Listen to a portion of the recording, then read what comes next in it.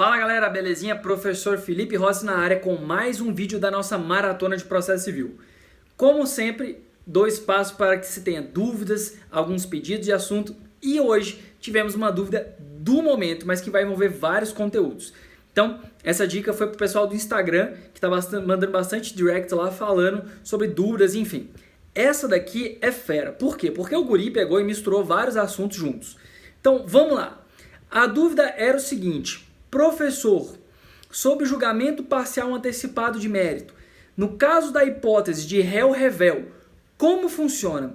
E, em havendo recurso, quanto da existência da nulidade na citação, o que acontece? Bora lá então para fragmentar isso aqui, vamos entender como um todo a pergunta. Aqui o aluno ele fez várias menções a conteúdos distintos, então vamos separar para a gente esclarecer. Primeira coisa, lembra que a revelia se dá quando dá ausência de apresentação de tese defensiva, da contestação. Uma vez que ocorre a hipótese da revelia, poderemos ter a presunção de veracidade dos fatos alegados pelo autor. Então a primeira parte da pergunta sobre julgamento parcial antecipado de mérito quer dizer o quê? Quer dizer que o juiz analisou aquela demanda e verificou que parte dos pedidos já estariam aptos a produzir os seus efeitos, a ser decidido, e aí, portanto, ele julgou parcialmente um deles.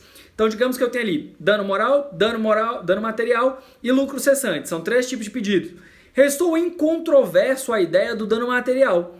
Então, como o réu foi revel, os fatos em si podem ser presumidos verdadeiros, o juízo vai ter que fazer análise sobre isso, e aí ele foi lá e decidiu que realmente o dano material está presente. Agora, o dano moral e o lucro cessante, o juiz entendeu ser necessário mais provas do ato.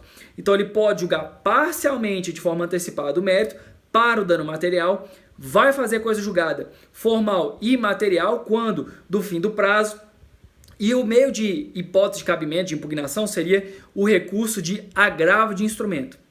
Então, vamos lá. Pode acontecer isso? Pode, sem problema.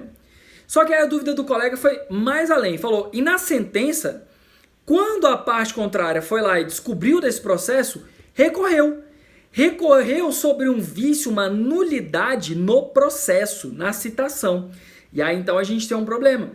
Porque a citação é o ato que dá ciência da existência da relação processual.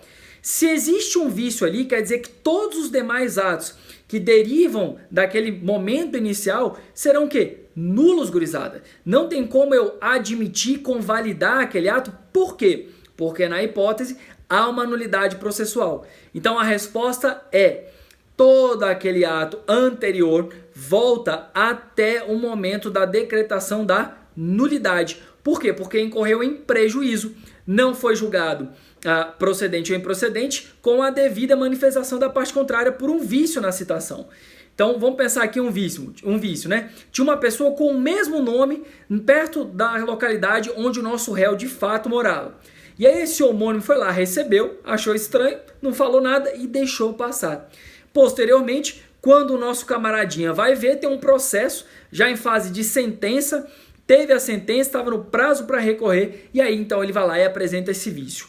Bem, esse vício ele é tão importante, ele é tão grave, que ele vai importar na nulidade de todos os atos posteriores à citação, porque existe um vício na citação. Então o processo volta para o início. Belezinha? Show do momento? Tamo junto e até a próxima.